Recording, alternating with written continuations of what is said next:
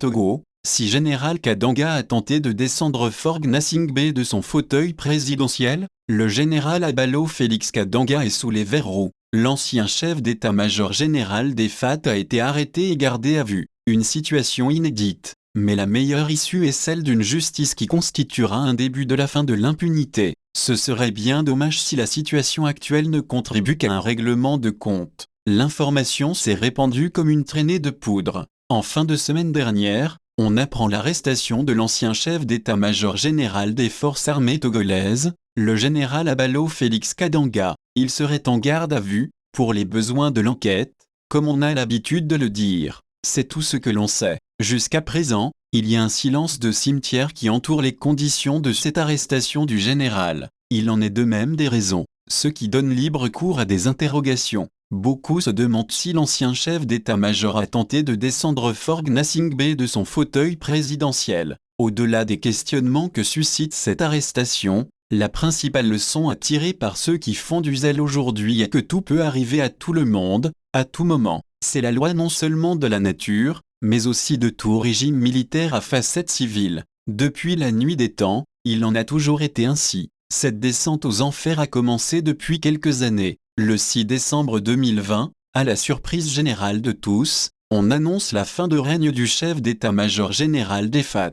Il est démis de ses fonctions et remplacé par Benjamin Ganawe, promu général de brigade. À partir de cet instant, l'homme fort de l'armée togolaise a été affaibli. Des sources le disaient en résidence surveillée jusqu'au mois de mars 2021 quand il est porté à la tête de la Commission nationale de lutte contre la prolifération, la circulation et le trafic illicite des armes légères et de petit calibre, CNLPAL. À ce poste, le général aura réussi à reprendre des centaines d'armes au sein de la population et qui ont été ensuite détruites. Une prouesse qui laisse interrogateur. Un passage des armes lourdes et de guerre aux armes légères, c'était une véritable humiliation. Malgré les commentaires élogieux faits à son endroit par certains médias, la situation a confirmé les informations selon lesquelles les relations entre l'ex-chef d'état-major et le président de la République sont très froides. Leur collaboration aurait pris un coup suite à de multiples désaccords sur certains sujets qui constituent une arête dans la gorge du chef. L'homme de PAY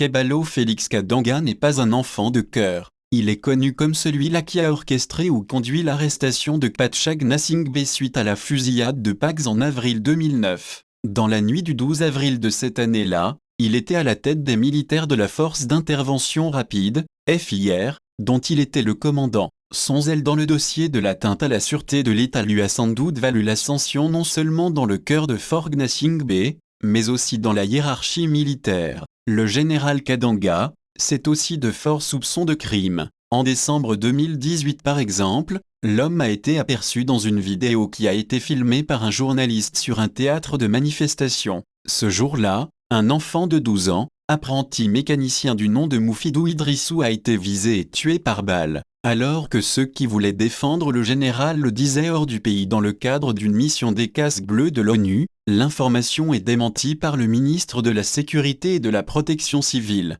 Intervenant dans le journal de 20h sur la télévision nationale, le ministre de la Sécurité a confirmé la présence du chef d'état-major sur le lieu du crime. À partir de cet instant, les Togolais ont tiré leurs conclusions quant à l'auteur du crime. En tant que chef d'état-major général de 2013 à 2020, le général Kadanga est aussi responsable moral pour les bavures et crimes commis par les militaires durant cette période. Après son arrestation, on est en droit de se demander s'il va répondre de tous les crimes dont on le soupçonne ou s'il va bénéficier, comme la tradition dictatoriale l'exige, de l'impunité. Et pour cause, dans les conditions actuelles, avec un flou absolu sur les raisons de cette arrestation, les supputations ont le vent en poupe. S'agit-il d'un règlement de compte ou d'une véritable procédure judiciaire ? Le meilleur aboutissement de cette affaire serait celui d'une justice véritable, une procédure dans laquelle les droits de la personne interpellée seront respectés ainsi que ceux de ses présumées victimes.